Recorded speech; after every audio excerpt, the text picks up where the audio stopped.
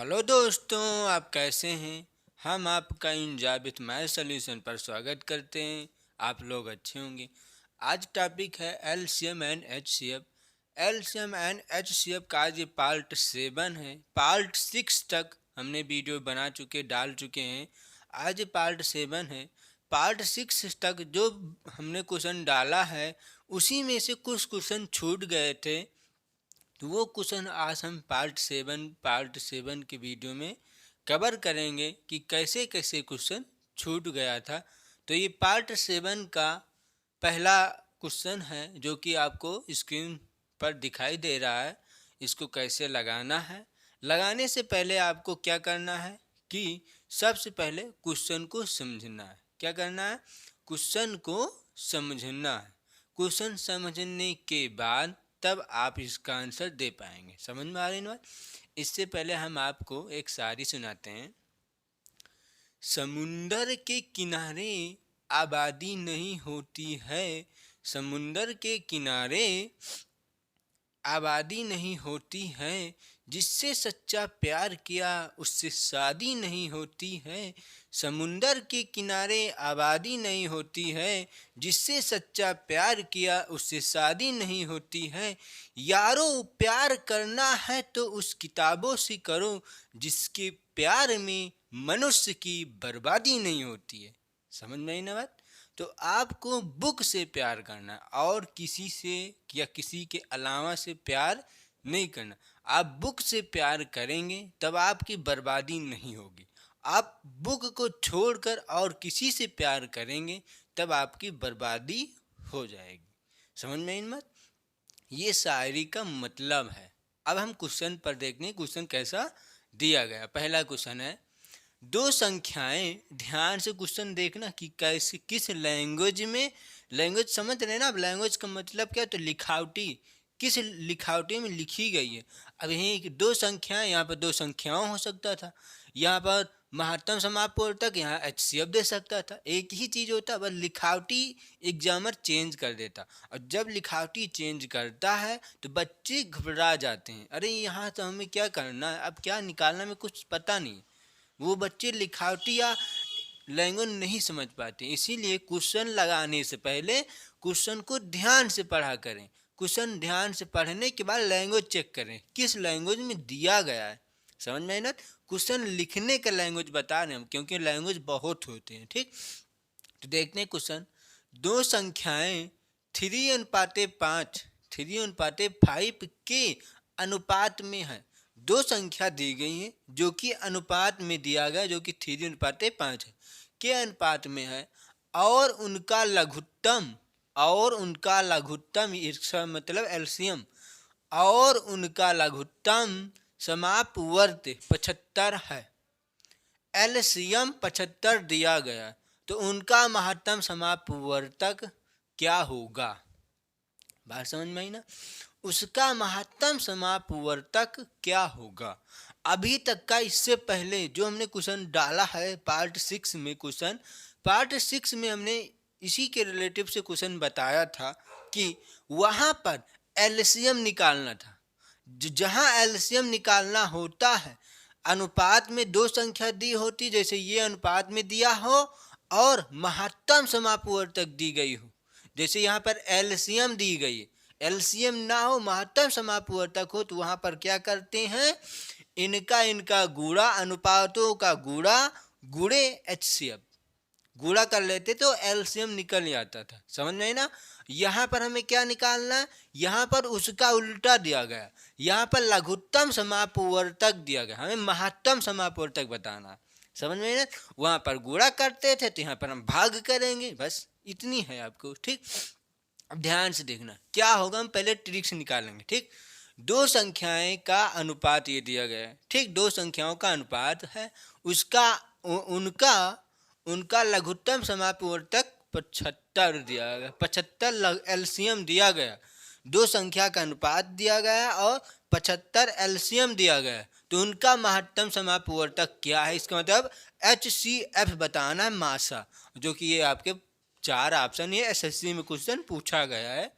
ठीक, तो हम क्वेश्चन देखते हैं कैसे लगाएंगे। ठीक, ये अनुपात में दिए गए दो संख्या, और एलसीएम 75 दिया गया, तो हम क्या करेंगे? उसमें हमने क्या करा था?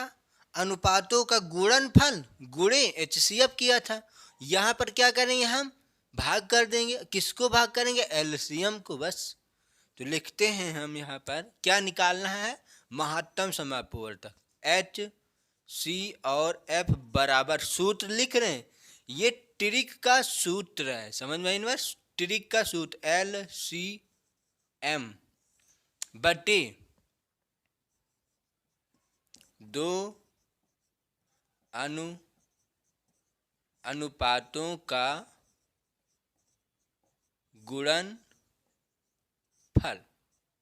समझ में आई ना बात? क्या करना है? एचसीएफ निकालना है। क्या निकालना? महत्तम समापवर्तक निकालना है हमें। तो एचसीएफ बराबर एलसीएम बटे दो अनुपातों का गुणनफल।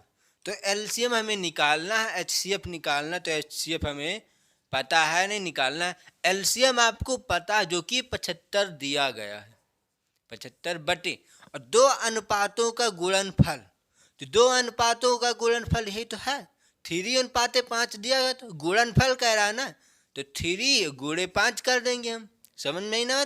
3 गुणे 5 कर देंगे तो क्या आएगा? एच सी और एफ बराबर क्या निकल के आएगा? 75 बटे 5 तई 15 और 15 कम 15, 15 पचे 75 होता है, जो कि एच सी और एफ बराबर क्या निकल के आ रहा है? 5। यही आपका क्या हो जाएगा? आंसर। समझ में आई ना बात? क्या आ रहा है आपका आंसर? 5 आंसर, जो कि 5 कहाँ पर दिया गया है? डी ऑप्शन इसका सही है। समझ में आई ना बात? इसमें क्या किया गया?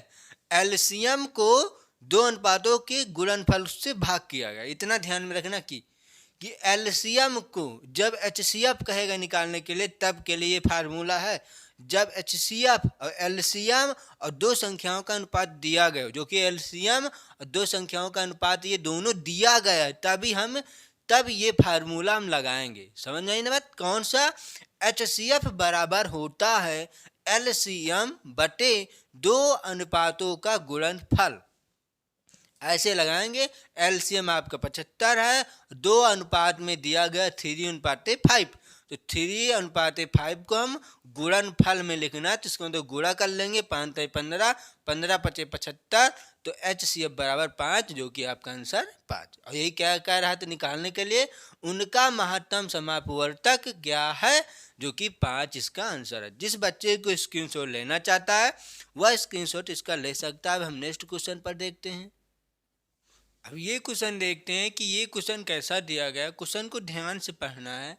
दो संख्याओं का अनुपात 3:4, बात समझ में?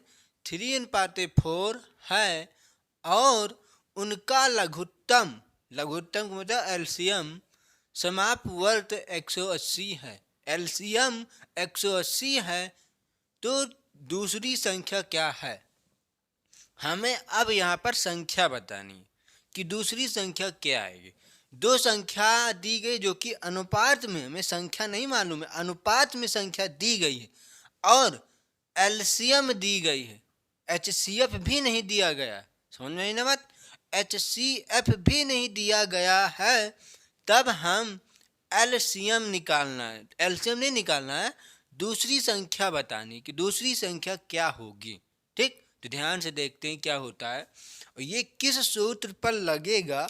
अब हम सूत्र पहले लिखते हैं। कैसे? क्या होगा? दो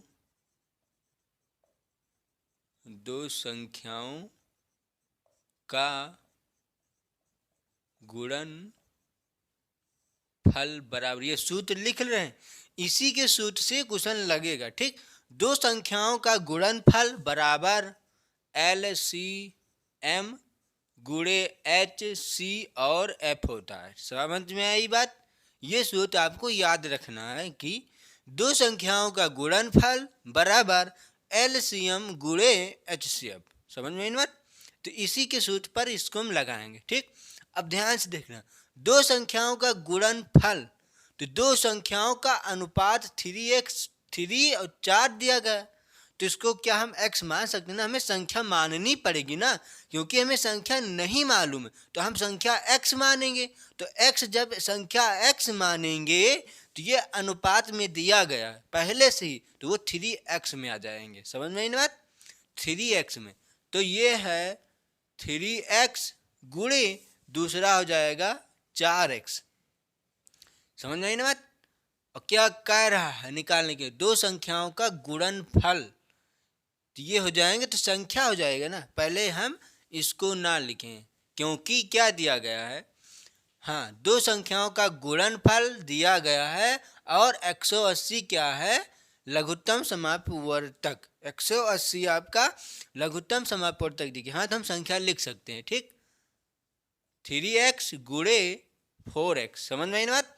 ये संख्या 3 और 4 आपके अनुपात में दिए गए थे, तो संख्या में मालूम नहीं थी तो हम संख्या x मानेंगे। तो x माना तो सभी x में हो जाएंगे, क्योंकि अनुपात में है तो हम 3x और 4x लिख सकते हैं। ठीक, ये बराबर तो ये बराबर। ठीक, LCM क्या दिया गया है?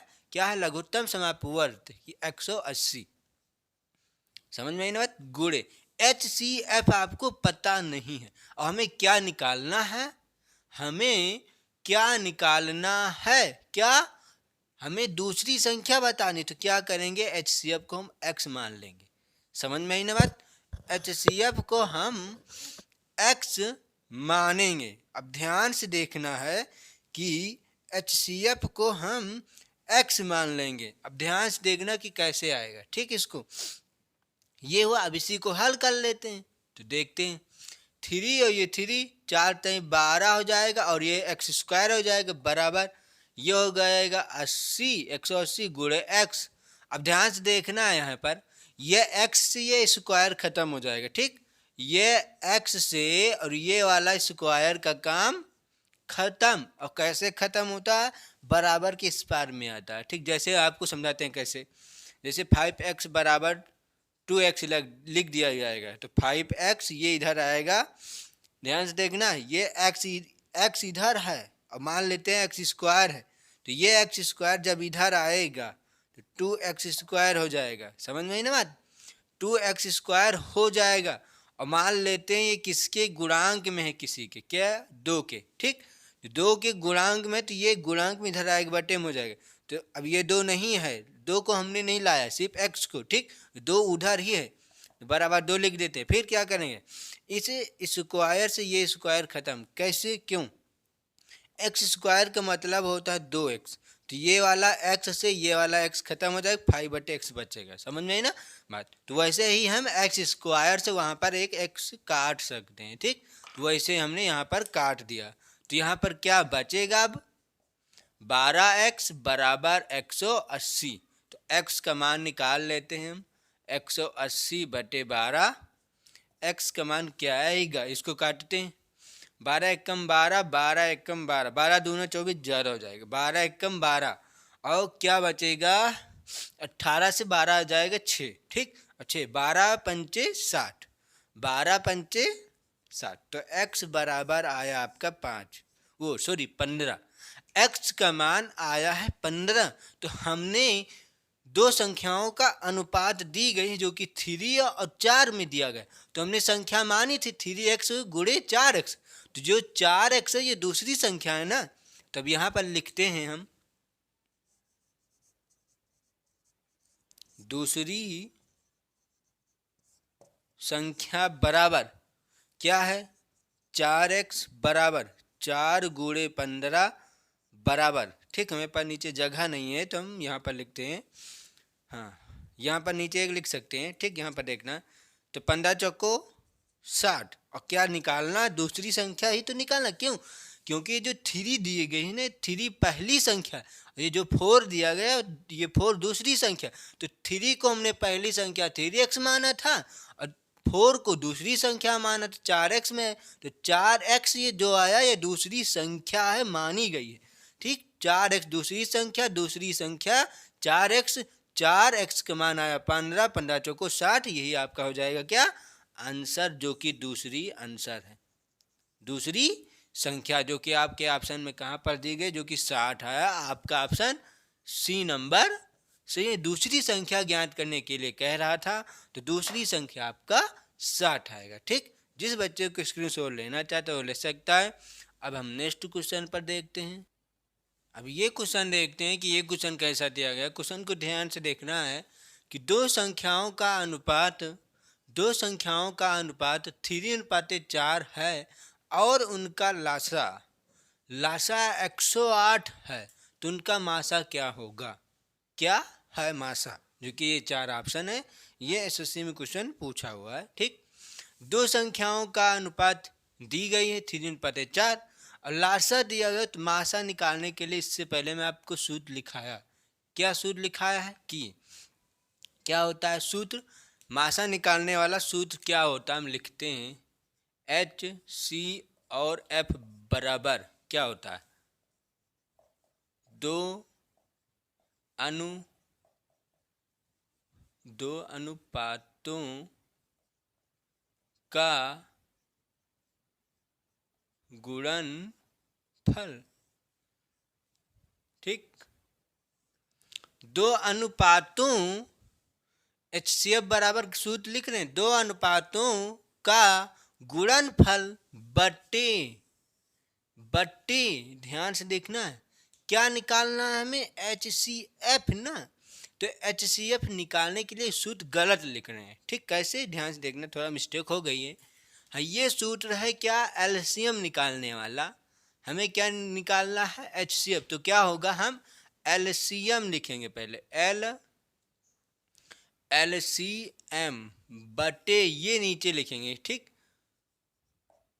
दो अनुपातों का गुणनफल। समझ में आई ना बात? HCF बराबर एक सूत्र है, होता है HCF बराबर सूत्र होता है क्या? LCM बटे दो अनुपातों का गुणनफल। ठीक, तो हमें क्या निकालना है? HCF, क्योंकि मासा क्या है? मासा बताना। ये कब लागू होगा ये सूत्र? जब दो संख्या अनुपात में दी गई हो और लासा आपके क्वेश्चन में दिया गया हो। जैसे यहाँ पर लासा दिया गया, हमें मासा निकालना। अनुपात में दो संख्या दी गई हो और लासा दिया गया हो और अनुपात निकालने के लिए कहेगा, तब इस सूत्र का उपयोग करेंगे हम। ठीक, तो क्या है निकालना है? HC और F बराबर LCM क्या है? 180 है बटे दो अनुपातों का गुणनफल। अनुपातों का गुणनफल क्या दिया गया? 3 × 4। तो HC और F बराबर क्या आएगा? 108 बटे 4 × 12। 4 × 12। अब इसको काट लेना है। HC और F बराबर क्या निकल के आएगा? 12 × 96, 12 9 108 होता, कट जाएगा। 12 कम 12, 12 9 108, तो क्या निकल के आएगा? 9। और जो कि यही आपका क्या होगा? आंसर। क्या निकालने के लिए कह रहा था? मासा, इसका मतलब HCF, तो यही आपका क्या होगा? आंसर। समझ में आई ना? आपके ऑप्शन में कौन सा ऑप्शन दिया गया है? C नंबर सही है। ठीक, क्वेश्चन समझ में आया होगा कि ये कैसे करना है। इसको HCF निकालना था, C नंबर सही है। कैसे निकाला गया ये?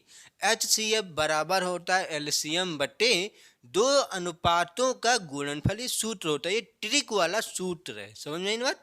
ट्रिक का सूत्र, तो आप ऐसे भी निकाल सकते हैं। ठीक, तो ये आएगा HCF बराबर 108 बटे 4 × 12, 12 × 8 96 होता है, 12 9 108, तो HCF बराबर 9। समझ में ना? क्वेश्चन समझ में आया होगा। ठीक, अब हम नेक्स्ट क्वेश्चन पर देखते हैं। अब ये क्वेश्चन देखते हैं हम। ये क्वेश्चन कैसा दिया गया है? क्वेश्चन को ध्यान से समझना। जब तक आप क्वेश्चन नहीं ध्यान से समझेंगे, आंसर नहीं दे पाएंगे। और ये क्वेश्चन में कुछ है नहीं है, लेकिन क्वेश्चन इतना बड़ा लिखा, लेकिन क्वेश्चन में कुछ है नहीं है। ठीक, अब ध्यान से देखते हैं। 3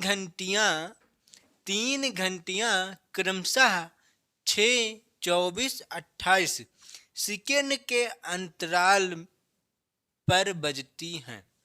इसका मतलब क्या हुआ? 3 घंटी दी गई जो कि आपको 6 मिनट के 6 सेकंड के बाद एक घंटी बोलती, फिर 24 सेकेंड के बाद 1 घंटी बोलती है, फिर 28 सेकेंड के बाद 1 घंटी बोलती है। समय का मतलब समझ गए ना कि 6 सेकेंड और 24 सेकेंड और 28 सेकेंड के अंतराल पर तीनों घंटियां बोलती हैं। इसका मतलब ये हुआ, ठीक, पर बजती हैं। यदि 1 बजे हुए इकट्ठी बजे तो इसका मतलब क्या हुआ, वो 1 बजे तीनों घंटियां एक साथ बोलती हैं।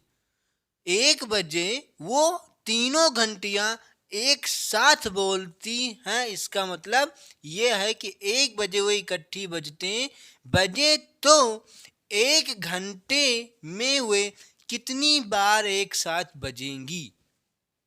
1 बजे वह तीनों घंटियां एक साथ इकट्ठा होकर बजती हैं। और कह रहा कि 1 से 2 के बीच, यहाँ पर 2 के बीच नहीं लिखा गया, लेकिन 1 घंटे में कह रहा, तो इसका मतलब 1 के आगे 2 घंटे तक, 2 बजे तक, ठीक। तो 1 घंटे में वे कितनी बार एक साथ बजेंगे। इसका मतलब क्या हुआ, 1 घंटे में तीनों घंटियां एक साथ में कितनी बार बजेंगी। जैसे तीनों घंटे अभी बोल दे, फिर उसके बाद थोड़ी देर बाद फिर तीनों घंटियां एक साथ बोले, फिर तीनों घंटियां एक साथ बोले, फिर तीनों घंटे एक साथ बोले, तो कितनी बार तीनों एक साथ बोल सकती हैं, ये हमें आंसर बताना है। समझ में बात, ध्यान से देखना। फिर देखते हैं, 6, 24, 28 सेकेंड के अंतराल पर बजती हैं यदि 1 बजे वो इकट्ठी हो। इसका मतलब क्या हो, 1 बजे वह इकट्ठा होता है, इकट्ठा होकर बजती है 1 बजे। 1 बजे तीनों सुइयां नहीं, घंटियां हैं, तीनों घंटियां एक साथ बोलती हैं। तो इसका मतलब क्या हुआ, हमें क्वेश्चन का एलसीएम निकालना पड़ेगा। क्यों, एलसीएम का मतलब क्या होता है कि वह गुणनफल में होता है या गुणज में होता है। हमने क्या सिखाया था, एलसीएम गुणनफल में होता है। जैसे 6 दूनी 12, 36 18, ऐसे में चलता है एलसीएम। तो 6 सेकेंड के बाद एक बार बोलेगी, फिर 6 दूनी 12 एक बार बोलेगी, 36 18, फिर 6 चौक 24। 24 का मतलब है 24 पर 1 घंटी बोल रही और फिर 24 पर 1 घंटी बोल रही है। समझ में आई ना, ये हो रहा। तो 2 घंटियां एक साथ बोल रही हैं, समझ में ना, और 28 सेकेंड के बाद 1 घंटी बोल रही। तो ऐसा है कि 2 घंटियां एक साथ में बोलती हैं। और कितनी, 6 दूनी 12, 36 18, 6 24।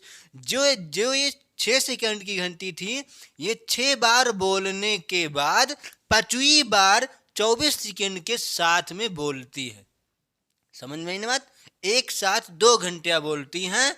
तो इनका हमें तीनों का एलसीएम निकालना है कि कितनी बार 2 घंटियां बोलेंगे साथ में, ठीक। 1 बजे कह रहा है, ठीक। तो क्या निकालेंगे हम, एल सी और एम बराबर किसका, 6 का और 24 का और 28 का। समझ में आई ना बात। अब इसको हम छोटी से छोटी संख्या से विभाजित करेंगे, ठीक। हम 2 से काटते हैं, 2 ताई 6, 2 एकम 2, 2 दूना 4, 2 एकम 2 चौके 8, ठीक। अब 2 से काटेंगे, कटेंगे नहीं, 2 छंग 12, 2 सते 14, ठीक। फिर 2 से काटेंगे 3, 3 आ जाएगा, 7 हो जाएगा। 3 से काटेंगे 1 हो जाएगा, 7 बचेगा। 7 से काटेंगे 1 और 1। समझ में आई ना बात, ये हुआ है, ठीक। एलसीएम निकाला गया है। तीनों घंटियां जो सेकेंड के अंतराल में दी गई हैं उसका एलसीएम निकाला गया है। एल सी और एम बराबर, एल सी एम बराबर क्या आएगा, 2 गुणे, ठीक, 2 गुणे 2 गुणे 2, 2 3 बार था, गुणे 3 गुणे 7 बराबर क्या आएगा, 2 दूना 4, 4 दूनी 8, 8 त्रिक 24, 24 सत्ते क्या होगा, 7 चौक 28 के 8 हासिल आएगा 2, 7 दूनी 14, 14 1 15 1 16, 168। 168 बार 2 घंटियां एक साथ में बोलेंगे। समझ में आ रही ना, 2 घंटियां 168 बार साथ में बोलेंगी जब तीनों घंटियां 1 बजे इकट्ठी होती हैं। ये आया इसका मतलब, ठीक। अब आगे देखते हैं हम, ये दिया गया है ये तीनों एक साथ में बोल रही हैं 168 बार। अब वह कह रहा है बजे तो बज रही है, बजे तो 1 घंटे में वे कितनी बार एक साथ बजेंगी। समझ में ना, 1 बजे तक उसने 168 बार बजाया है। समझ में ना। अब कह रहा कि 1 घंटे में, तो 1 घंटे में अब हम यहां पर लगाते हैं। ठीक, अब 1 घंटे में कितने सेकेंड होते हैं? क्यों? क्योंकि ये सेकेंड में बोल रही है ना। क्यों? क्योंकि 6 सेकेंड, 24 सेकेंड, 28 सेकेंड, तो ये सेकेंड में आया है ना, तो इसको हम लिख देते हैं यहाँ पर सेकेंड। ठीक, 168 सेकेंड में बोल रही है। ठीक, तो ये आया 168 सेकेंड। इसका मतलब क्या हुआ? 168 सेकेंड में बोल रही है तीनों सुइयां एक साथ। ठीक, अब ध्यान से देखना यहाँ पर क्या है, ये भी सेकेंड में, तो हमें 1 घंटे में बजाना है कि तीनों घंटे 1 घंटे में कितनी बार साथ में बोलेंगे। तो ये घंटे में दिया गया, हमें सेकेंड में निकालना है। तो यहाँ पर लिखते हैं एक घंटे में कितने सेकेंड होते हैं। ठीक, 1 घंटे बराबर कितने सेकेंड होते हैं, कितने सेकेंड होते हैं ये बताना। अब ध्यान से देखना है कि 1 घंटे में कितने सेकेंड में बताना, क्योंकि मिनट नहीं सेकेंड में, तो कितने सेकेंड आ जाते हैं 1 घंटे में। यहाँ पर लिख देते हैं सेकेंड, नहीं यहाँ पर ना लिखें। 1 घंटे में, ये थोड़ा सेंटेंस नहीं बन रहा है, हम क्या निकाल लें, 1 घंटे में कितने सेकेंड। ठीक, तो यहाँ पर लिखते 1 घंटे में कितने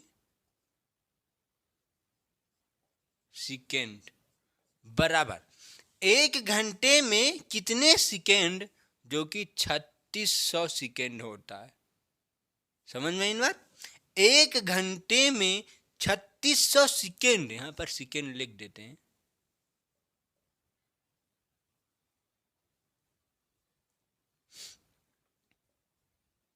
ठीक, 3600 सेकेंड, 1 घंटे में 3600 सेकेंड होता। अब ये 1 घंटे में 3600 सेकेंड है, तो ये क्या आया है, इसका एलसीएम 168 सेकेंड आया। कि ये 168 सेकेंड पर साथ साथ में तीनों घंटियां साथ साथ में बोलती हैं। इससे हम इस सेकेंड को भाग कर देंगे, इससे हम इस सेकेंड को भाग कर देंगे, तब टोटल पता चल जाएगा कि तीनों घंटियां एक साथ में कितनी बार बोलती हैं। क्यों? क्योंकि ये बार है, 168 बार सेकेंड में बोल रही हैं ये तीनों घंटियां। समझ में ना बात? 168 सेकेंड के बार में ये तीनों घंटियां बोलती हैं, और ये कह रहा कि 1 घंटे में वे कितनी बार एक साथ में बोलेंगे, ये हमें बताना। तो 1 घंटे को हमने सेकेंड में चेंज किया, अब सेकेंड से इस सेकेंड को भाग कर देंगे हम। समझ गए ना? इससे इसको भाग कर देंगे तो 1 घंटे में तीनों घंटियां साथ साथ में बोलने की संख्या निकलेगी। समझ गए ना? भाग करते हैं यहाँ पर हम 3600 सेकेंड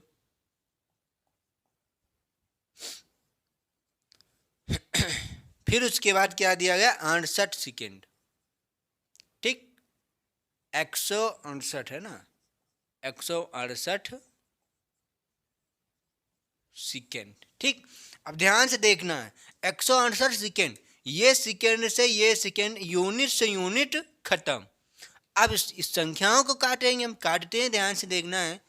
4 9 छंग 4 से हम काट सकते हैं ना, इसको 4 से काट लेते हैं। 4 चौक 16, ठीक, 4 चौक 16, 4 दूनी 8। अब ये कितनी बार जाएगा, 9 चौक 36 होता है ना, तो 4 9 36, 4 0 0 4 0 0, टोटल कट गया। तो क्या बच रहा है अब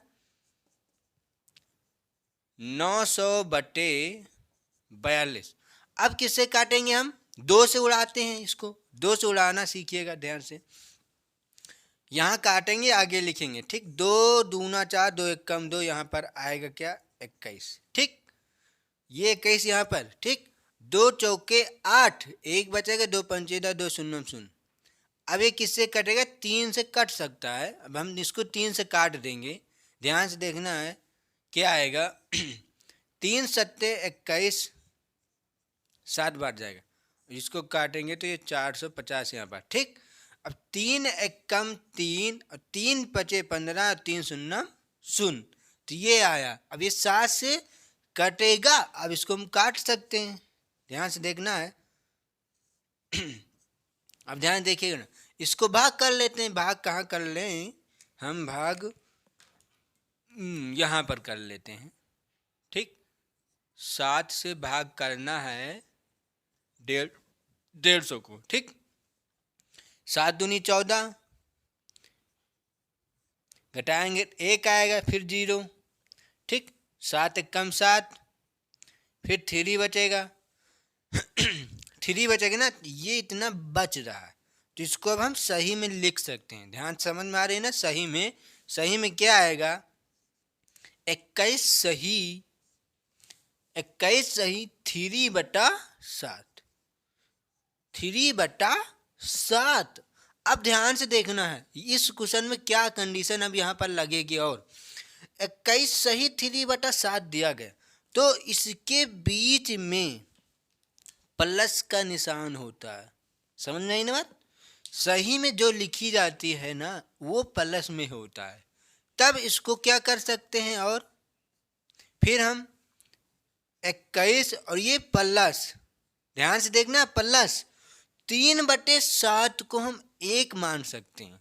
समझ में ना, 3/7 को हम 1 मान लेंगे। क्यों, कैसे 1 मान सकते हैं, क्योंकि जो कि ये 3/7 है लगभग में जा सकता है, किसमें, लगभग में, तो इसको मानेंगे हम 1, तो ये हो जाएगा हमारा 1। टोटल आंसर यहाँ से निकलेगा, ठीक। तो 21 में 1 जोड़ देंगे तो कितना हो जाएगा, 22। क्या निकालने के लिए कह रहा था क्वेश्चन में कि 1 घंटे में वे कितनी बार एक साथ बजेंगी।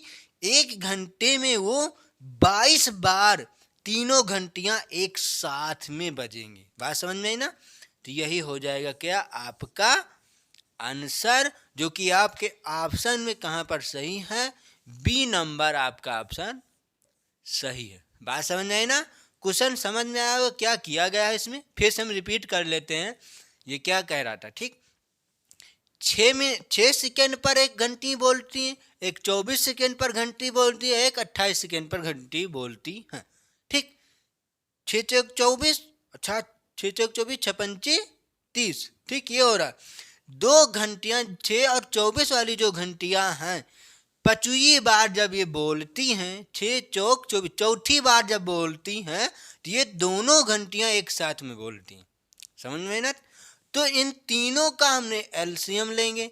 एलसीएम इसलिए लिया गया है कि पता चलेगा कि ये तीनों घंटियां एक साथ में कितनी बार बोलती हैं। ये हमें निकालने के लिए एलसीएम लिया गया है, ठीक। तो इसका एलसीएम लेंगे तो 168 सेकेंड, 168 सेकेंड पर वो बोलती हैं तीनों एक साथ में। समझ में आई ना, 168 सेकेंड पर। तो हमें टोटल निकालना कि 1 घंटे में वो कितनी बार तीनों एक साथ सुइयां तीनों या घंटियां बोलेंगी, तो ये हमें बताना। तो क्या करेंगे हम, 1 घंटे में दिया गया था, तो 1 घंटे में कितने सेकेंड होते हैं, 3600 सेकेंड होते, तो 3600 सेकेंड ये और 168 सेकेंड ये, तो इस 168 सेकेंड से इसको भाग कर देंगे ना, तो टोटल निकलेगा कि कितनी 1 घंटे में कितनी बार तीनों घंटियां एक साथ में बोलती हैं। ये मान इसका निकल के आएगा, जो कि ये आया 21 सही 3/7। तो 21 इस 3/7 को हम 1 लिख लेंगे। समझ में ना, 1 इसलिए लिखा जा रहा है कि किसमें जाएगा, ये अधिकतम में जा रहा है, अधिकतम में आंसर लाना का, लगभग में लगभग में आंसर आपका आ सकता है। ध्यान से देखना, यहाँ पर जब इसको हम 0.0 बढ़ाएंगे, पॉइंट लगाने के बाद, तो 30 हो जाएगा। और 7 त्रिक 21 होता है, 7 त्रिक 7 चौक 28, 4 बार जाएगा तो यहाँ पर 24 हो जाएगा। और 24 लगभग में होता तो है ये, लेकिन लगभग में आंसर आपका ये हो जाएगा कि 22 बार जा रहा। इसको एक बार मान सकते हैं। क्यों? हमें भाग नहीं करना, एक साथ घंटियां बजाने के लिए इसको हम एक मानेंगे, समझ में ना, इसको एक मानेंगे। ठीक, तो ये एक हुआ, 21 में एक जोड़ देंगे 22, 22 एक घंटे में तीनों घंटियां एक साथ 22 बार बोलेंगे, समझ में ना। तो ये आपका आंसर है। तो जिस बच्चे को स्क्रीनशॉट लेना चाहता है इस क्वेश्चन का स्क्रीनशॉट ले सकता है। ठीक, आज दोस्तों यहीं तक रखते हैं क्योंकि काफ़ी समय हो चुका है। तो क्वेश्चन आपको समझ में आया होगा। वीडियो आपको अच्छी लगी हो तो लाइक कर देना, शेयर कर लेना, ज़्यादा से ज़्यादा और क्या करना, सब्सक्राइब। इससे जो वीडियो हमने डाला इससे पहले चैप्टर वाइज वीडियो, काफ़ी चैप्टर हमने ख़त्म कर चुके हैं। वो चैप्टर पढ़ने के लिए आप डिस्क्रिप्शन में जाकर वहाँ से चैप्टर वाइज वीडियो पढ़ सकते हैं, समझ में बात। तो आज दोस्तों यहीं तक रखते हैं। Thank you class. जय हिंद, जय भारत।